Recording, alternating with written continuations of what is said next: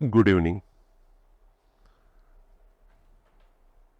मेरा अपना मानना है कि अगर किसी फिलोसफर के थॉट्स को समझना हो तो अगर उसके जीवन में घटित घटनाएं, उसके अनुभव की कुछ जानकारी हो जाए तो उसके थॉट को समझने में आराम होता है। ऐसे ही एक ह्यूमनिस्ट, नेचुरलिस्ट, फिलोसफर के बारे में आज हम लोग उनके जीवन में थोड़ा सा हम लोग समझने की कोशिश करेंगे। कौन सी घटनाएं घटी उनके जीवन में जिससे उनको प्रभावित हुआ। ये एक ऐसी शख्सियत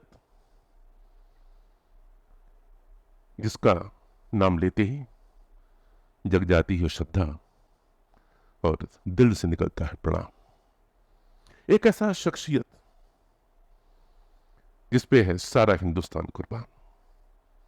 एक ऐसी शख्सियत जिसको सारी दुनिया करती है सलाम। जी हाँ, गुरुदेव है उनका नाम। गुरुदेव नाम महात्मा गांधी ने दिया और गांधी को महात्मा के नाम से नवाजा इन्हीं गुरुदेव ने।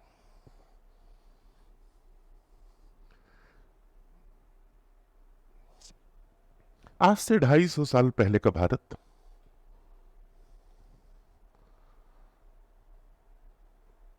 अपने टेक्सटाइल एक्सपोर्ट के लिए जाना जाता था। डेनियल डेफो की बुक रॉबिन्सन क्रूसो में इंडियन टेक्सटाइल का बहुत सजीव चित्रण दिया है। ब्रिटिशर्स की काले कानून, बेईमानी, नाइंसाफी से एक एक्सपोर्टिंग कंट्री इंपोर्टिंग कंट्री में बदल गई और जो भारत कभी टेक्सटाइल एक्सपोर्ट किया करता था वो टेक्सटाइल का इंपोर्टर हो गया। बंगाल के बंदरगाह ईस्ट इंडिया कंपनी के और ब्रिटेन के जहाजों से अटे रहते थे। उनको रोजमर्रा की चीजें सप्लाई करते थे और साथ में नौकाएं। पंचानन ठाकुर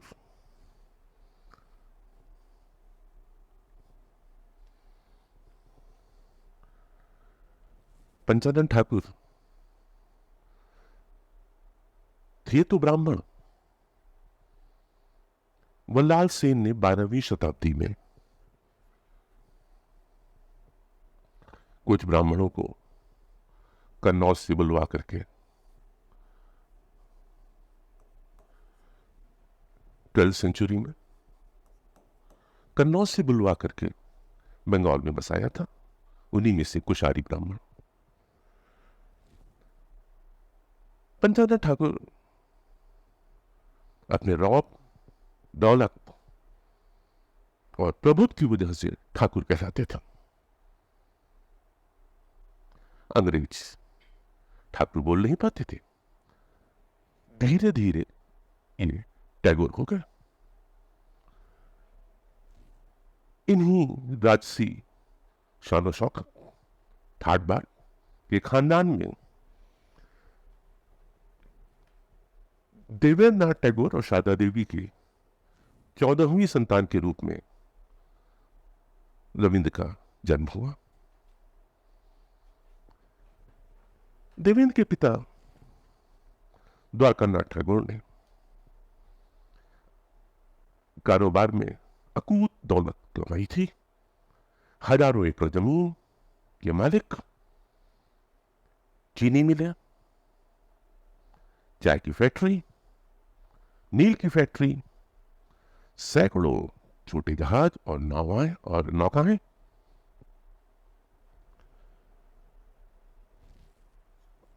राजा राममोहन राय के अभिन्न मित्र थे तो सामाजिक आंदोलन में भी हिस्सा लिया। ब्रह्म समाज की स्थापना में भी इनका बड़ा रोल रहा द्वारकानाथ टैगोर का। द्वारकानाथ टैगोर प्रिंस कहलाए जाते थे और अपनी नाव से यूरोप गए थे, तो क्वीन से मिलने वाले पहले भारतीय हुए। कई प्रतिष्ठानों की नींव इन्होंने रखी, जिनमें से कुछ खास है। प्रेसिडेंसी कॉलेज कलकत्ता, जो प्रेसिडेंसी यूनिवर्सिटी बन गया है। मेडिकल कॉलेज कोलकाता, राष्ट्रीय पुस्तकालय कोलकाता, इसके अलावा तमाम वैज्ञानिक संस्थान, archaeological survey of India, geological survey of India, zoological survey of India और बॉटनिकल सर्वे ऑफ इंडिया।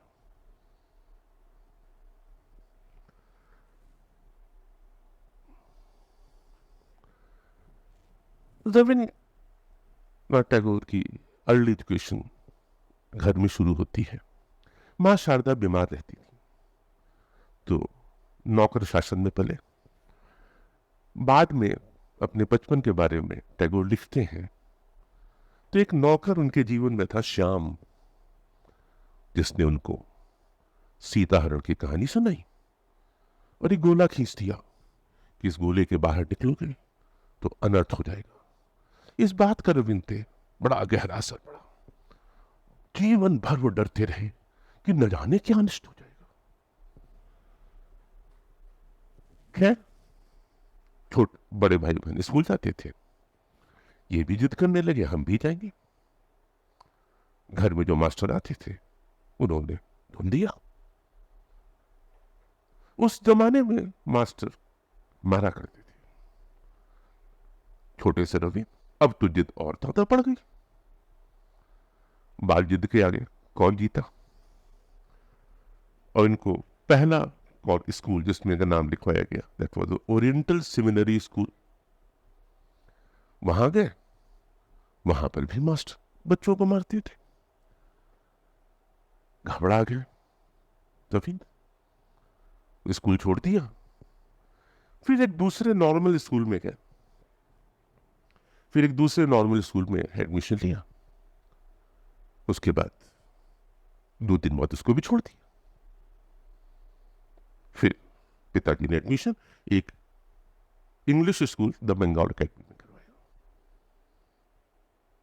यहां भी मन न लगा।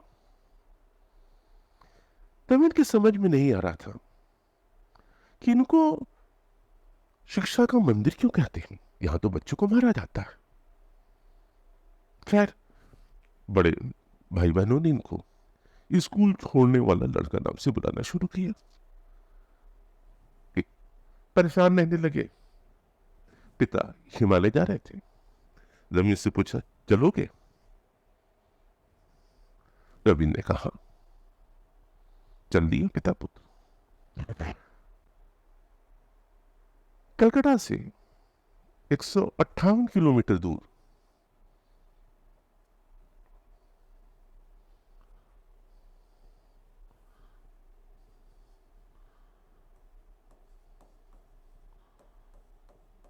नॉर्थ वेस्ट में पहला पड़ाव, बहुत ही खूबसूरत सी जगह। रविंद्र और पिता दोनों का मन वहां बहुत लगा। पिता ने वहां 7 एकड़ जमीन खरीद ली। ये वही जगह है जहां बाद में शांति निकेतन की नींव पड़ी। बंगाल के समुद्र तट से हिमालय तक जाना न प्लेन, न ट्रेन, न कार, बड़ा मुश्किल काम था। आगे बढ़े। अमृतसर में थोड़ी देर रुके। रोज सुबह गोल्डन टेम्पल जाया करते थे, मत्था टेकते, गुरुवाणी सुनते थे। नानक का भी टैगोर पर बहुत गहरा असर हुआ। पिता रास्ते में बंगला, इंग्लिश, धर्म, अध्यात्म और एस्ट्रोनॉमी, पढ़ाया करते थे। हिमालय पहुंचे, 4 महीना हिमालय रहे। पहली बार पिता का डिसिप्लिन और फ्रीडम दोनों का समन्वय देखा। जो काम दिया जाता है तो वो तो करना ही है, उसके बाद आप फ्री है, जो मर्जी करो। देवेंद्र वहां से वापिस आ गए। अपने साथ लाए थे हिमालय का अनुभव। वैसे ही प्रकृति प्रेमी थे। हिमालय में तो ये अच्छे से, हिमालय ने इनको अच्छे से तराश दिया। जब लौट के आए तो इनके पास हिमालय के किस्से थे और संस्कृत में पूरी रामायण शब्दशः याद कर ली थी पिता के साथ। अगर बल की महिलाएं आने लगी, रामायण के किस्से सुनती और हिमालय के किस्से सुनती और रामायण के प्रसंग सुनती। मां शारदा गदगद थी बच्चे की प्रतिभा देख करके।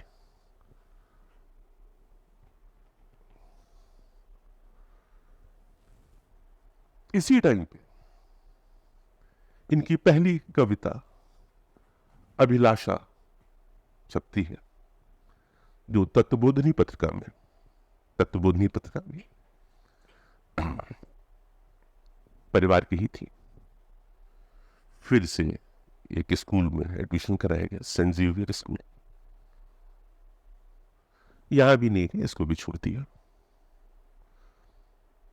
13 साल की उम्र में लंबी बीमारी के बाद मां की डेथ हो गई। रविंद्र अकेले, सूनापन,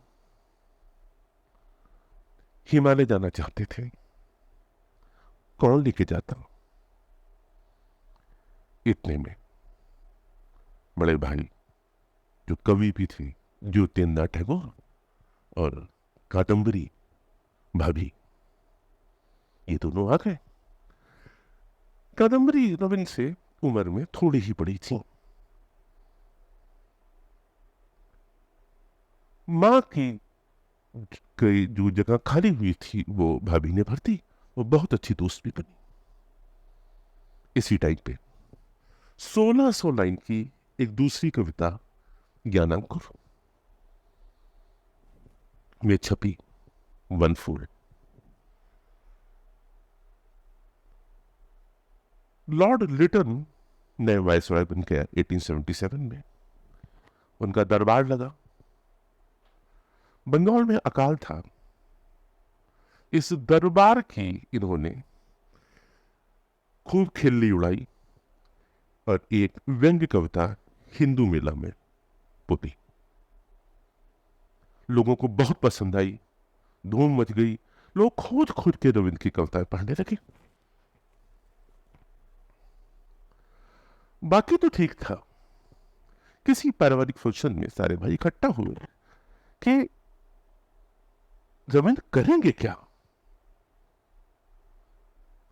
सबने मिलकर डिसाइड किया कि रविंद्र ऑफिसर बनेंगे। भाई सत्येंद्र टैगोर इंडिया के फर्स्ट इंडियन जिन्होंने आईसीएस ज्वाइन किया था। अहमदाबाद में पोस्टिंग थी, डीएम थे। वहीं अपने साथ रविंद्र को लेकर वहां पे रविंद्र ने इंग्लिश लिटरेचर और यूरोपियन लिटरेचर पढ़ा और अहमदाबाद में ही संगीत का झरना फूटा और रविंद्र ने पहली बार अपने गीतों को म्यूजिक प्रदान किया। इंग्लिश समझ तो ले रहे थे, बोलने में दिक्कत थी, प्रोनाउंसिएशन गड़बड़ था। तो सत्येंद्र टैगोर के एक मित्र थे, मराठी मित्र, आत्माराम पांडुरंग। उनकी बेटी अन्नपूर्णा लंदन से आई थी। पढ़ के उसको ये काम दिया गया कि वो रविंद्र की अंग्रेजी ठीक कर।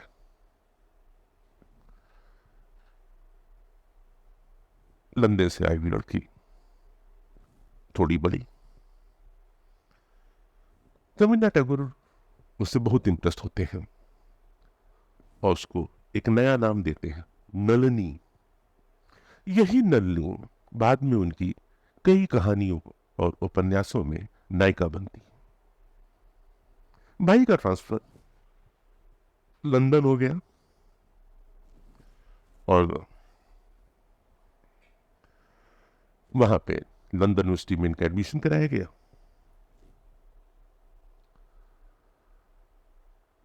भाई की पोस्टिंग डेटॉन में थी, तो वो तो चले गए, इनको एक कॉटेज में दिलवा दी गई। अकेलापन रविंद्र को कभी अच्छा नहीं लगता था। इन्होंने पेइंग गेस्ट के लिए अप्लाई किया और डॉक्टर स्कॉट ने इनको अपने घर में रखना मंजूर किया। उनकी 3 लड़कियां थीं, इनमें से एक लड़की इनको आयरिश गाने सिखाती, वेस्टर्न क्लासिकल म्यूजिक बताती और इंग्लिश कस्टम्स और कन्वेंशंस बताती। ये सारी बातें चिट्ठियों में लिख करके घर भेजा करते। घर में लोगों ने चिट्ठियां पढ़े, अरे ये क्या, गोरी लड़कियां तो इसको बर्बाद कर देंगी। एक दिन तार मिला, तुरंत कलकत्ता वापस आओ। और अभी कलकत्ता वापस, पढ़ाई आधी छोड़ के, साथ में लाए स्कॉट फैमिली की यादें और एक आधा अधूरा लिखा नाटक, भग्न हृदय। अकेलापन, घर में पिता हिमालय गए हुए थे। देवेंद्र अध्यात्म में ही रहे, वो कारोबार में मन नहीं लगता था। राजा राम मोहन रॉय के बाद ब्रह्म समाज उन्होंने ही पूरा संभाला था। वो भी नहीं थे, भाई भाभी भी नहीं थी। और रविंद्र ने एक उदास गीतों का संसार रच डाला, संध्या संगीत। एक संगीत नाटक लिखा, वाल्मीकि प्रतिभा, और उसी के बाद एक दूसरा नाटक लिखा, काल मित्र। इतने में भाई भाभी वापिस आ गए, ज्योतिन्द्र और कादम्बरी भाभी वापिस आ गए। अकेलापन खत्म हुआ, सूनापन खत्म हुआ और फिर रविंद्र ने अपना पहला उपन्यास छोटी रानी का हाल लिखा और सूर्योदय के समय की कविताएं, प्रभात संगीत। संध्या संगीत का ठीक उल्टा प्रभात संगीत, ये सुबह के लिए आज भी बंगाल में लोग गाते हैं। अरे रविंद्र बालिक तो हो ही गए थे, तो अकेला शादी कर दी जाए। और सभी भाइयों के अपने कारोबार थे। खानदानी जमींदारी में किसी भाई को इंटरेस्ट नहीं था, तो यह हुआ कि खानदानी जमींदारी का काम रविन्द्रनाथ टैगोर देखेंगे। और 11 साल की भवतारिणी पिराली ब्राह्मण फैमिली से लाई गई।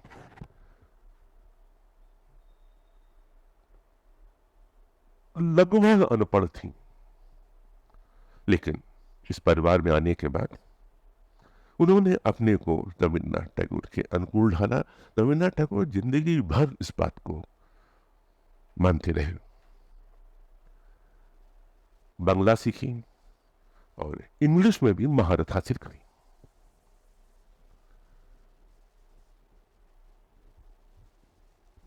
किसी के जीवन में ऐसा क्यों होता है? भाभी ने थोड़े ही दिन बाद, 3 महीने बाद, उनकी शादी के 3 महीने बाद भाभी ने सुसाइड कर लिया। मां की जगह जो भरी थी भाभी ने, वो भी खाली। अपना दुख किससे शेयर करते, 11 साल की बच्ची, तो इनको उस समय समझने की स्थिति में नहीं थी। जब अकेलापन हाथ होता है ना, तो आदमी क्रिएटिविटी की पराकाष्ठा में डूब जाता है। और टैगोर भी एक्टिंग करने लगे, नाटक लिखने लगे, म्यूजिक, स्टोरीज, प्ले। उस समय एजुकेशन को लेकर के थोड़ी सी चर्चाएं हो रही थी कि किस तरह की एजुकेशन अडॉप्ट की जाए। एक ईस्टर्न मॉडल था, एक वेस्टर्न मॉडल था। टैगोर दोनों को क्रिटिसाइज करते थे कि उनका कहना था कि यूनिज्म होना चाहिए जिसमें से दोनों मॉडल की अच्छी चीजें अपनाई जाए। और दोनों के ऊपर करारी चोट भरे व्यंग लिखने लगे, जो व्यंग इनके फॉरेन में भी बहुत पसंद किए जाने लगे। पॉपुलैरिटी बढ़ते बढ़ते अब विदेशों में भी हो गई। और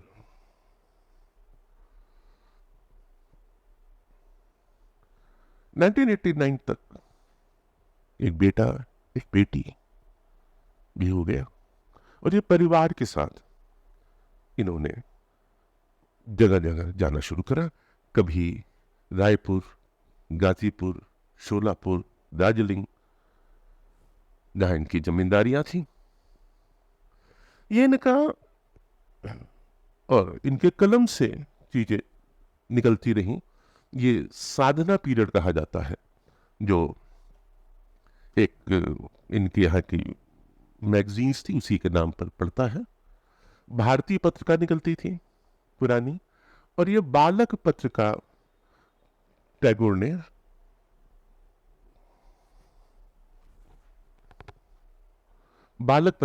ने शुरू करी, जिसमें बच्चों के हिसाब से कहानियां और बच्चों की साइकोलॉजी को ज़्यादा स्टडी किया जाता था। और इसी टाइम पे जो इनकी कहानियों का संग्रह है गल्पगुच्छ, इसमें 84 कहानियां हैं। आधे से ज़्यादा कहानियां इसी साधना पीरियड की लिखी।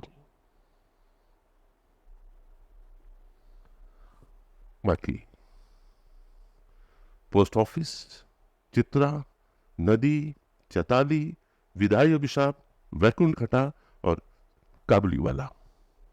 काबुलीवाला तो शायद आप लोग ने पिक्चर भी देखी होगी, गाना है ऐ मेरे प्यारे वतन, मेरे पिछले वतन। अफगानिस्तान से बलराज साहनी काबुलीवाला की बने हैं। उसमें अफगानिस्तान से लोग आया करते थे जो सूखे मेवे बेचते थे, साथ में सूद पे पैसा चलाते थे। और पैसा वसूलने के लिए बहुत स्ट्रिक्ट भी हो जाते थे, मारपीट भी होती थी। उसी में काबुलीवाला के हाथ से एक छुरा चल जाता है। मूवी देखिएगा, अच्छी मूवी, आपको पसंद आएगी।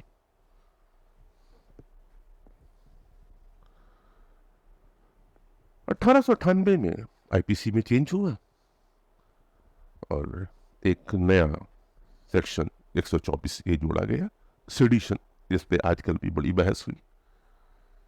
और केसरी के संपादक तिलक को जेल हो गई।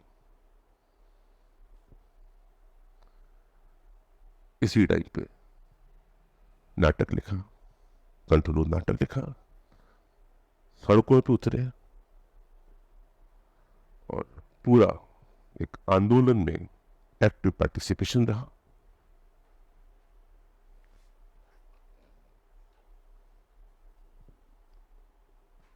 उन्नीसवीं शताब्दी खत्म हो रही है, 20वीं शताब्दी, 19वीं शताब्दी खत्म हो रही है,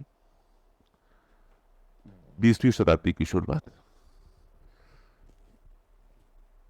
सदी का अंत, एक कविता, शताब्दी खत्म होने पर। और इसी टाइम पे अपनी अनमोल कृति शांति निकेतन की भी नींव डाली। इसके बारे में हम लोग अलग से बात करेंगे। रविंद्र के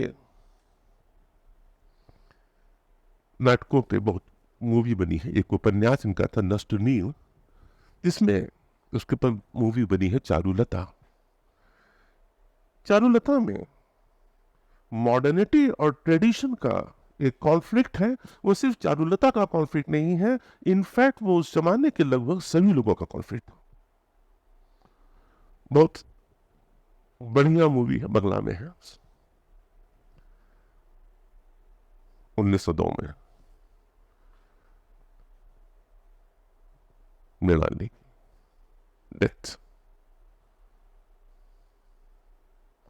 पूरी रात टैगोर छत पे टहलते रहे, 20 साल का पीरियड इनके साथ बिताया। स्मरण नाम से 27 कविताओं का एक संग्रह।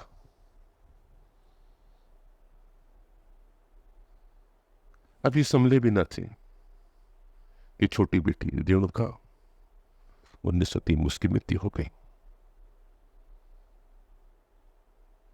1905 में पिता देवेंद्र, जो उनके लिए ईश्वर से कम ना थे, वो भी नहीं रहे। और 1907 में छोटा बेटा 13 साल की उम्र, शोभित था, वो भी मृत्युशैया पे चला गया। प्लेग हैजा फैला हुआ था उसी बीमारी में। 1905 का पीरियड, पार्टीशन है बंगाल। लेकिन 16 अक्टूबर को जिस दिन एक्शन में आता है,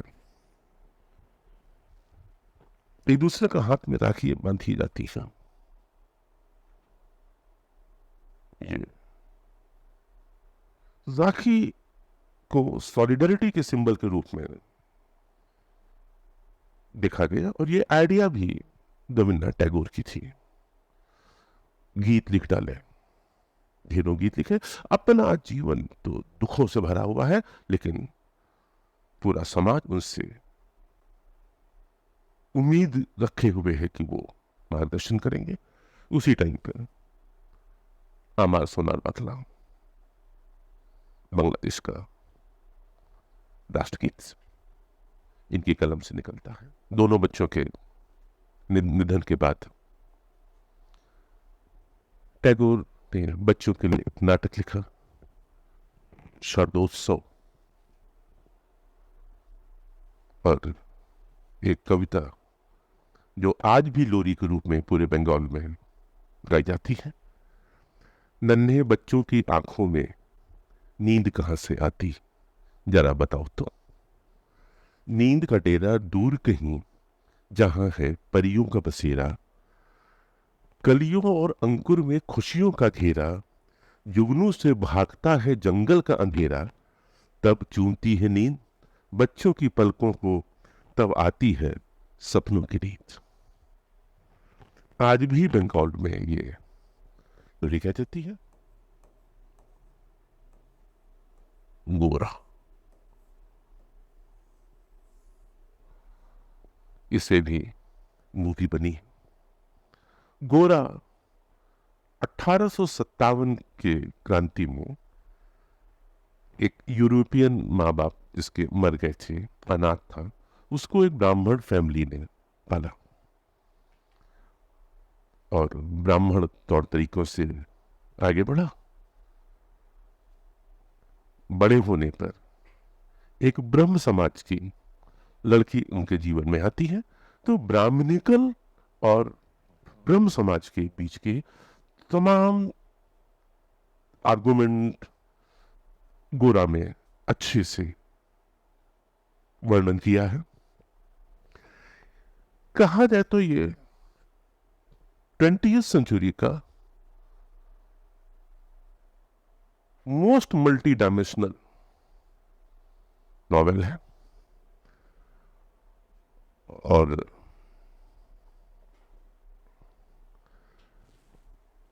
कोशिश करिएगा कि गोरा मूवी जरूर देखें। ये आज पहला पार्ट, अगला पार्ट बहुत जल्दी, जिसमें letter period of the Rabindranath Tagore है, जिसमें शांति निकेतन है, गीतांजलि है, जनगण मन है, नेशनलिज्म, ह्यूमनिज्म, इसके बारे में अगली बार। Thank you.